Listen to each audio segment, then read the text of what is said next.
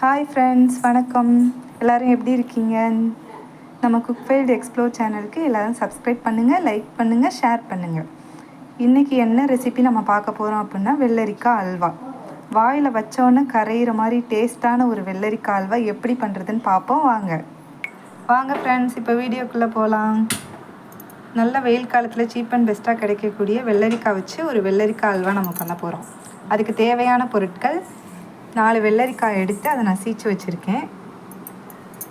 தேவையான அளவு சீனி, கோதுமை மாவு வந்து 1 ஸ்பூன் போட்டு தண்ணியில் கரைச்சி அதை வடிகட்டி எடுத்து வச்சுருக்கேன். உலர் திராட்சை, முந்திரி, ஏலக்காய் வந்து நுணுக்கி எடுத்து வச்சுருக்கேன். நெய், அவ்வளோதான். அடுப்பு பற்ற வச்சு கடாய் வச்சுருக்கேன், அது நல்லா காஞ்சிருச்சு. இப்போ 1 ஸ்பூன் நெய் ஊற்றிக்குவோம். நம்ம துருவி வச்ச வெள்ளரிக்காய் வந்து போட போகிறோம்.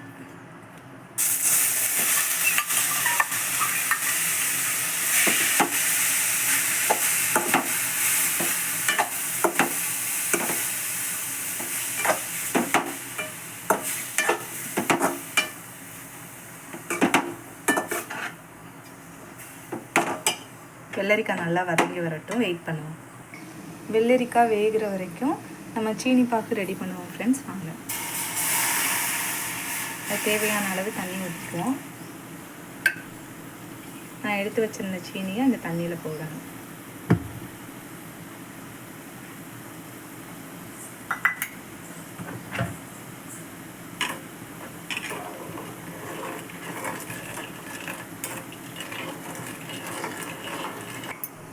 நம்மளோட சீனி பாக்கு வந்து இப்போ ரெடி ஆயிடுச்சு. இந்த ஒரு கம்பி பதம் வந்ததுக்கப்புறம் ஆஃப் பண்ணிடுங்க. நல்லா வெந்துருச்சு. இப்போ நாம் கொஞ்சோண்டு உப்பு போடுறோம். அப்போ தான் இனிப்பு வந்து வெள்ளரிக்காவோட செட் ஆகும். அதனால் கொஞ்சோண்டு உப்பு போடுறோம்.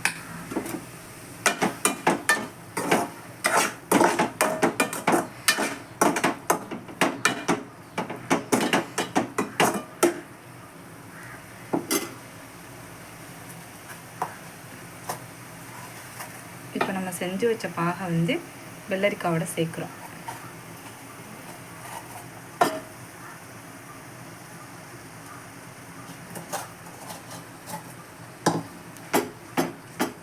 சேர்த்து நல்லா கிண்டணும்.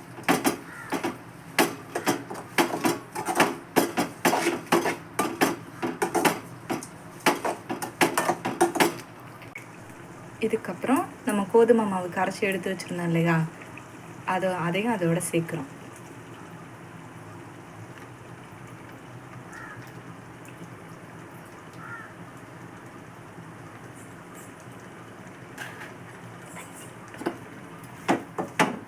சேர்த்து நல்லா கிண்டி விடும்.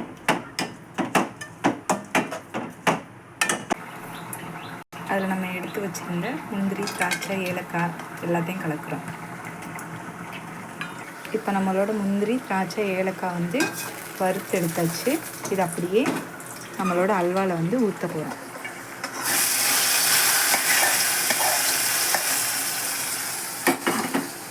அதை நல்லா கிண்டிக்கிட்டே இருக்கணும். ஃபைனலாக நம்ம வெள்ளரிக்காய் அல்வா வந்து ரெடி ஆயிடுச்சு.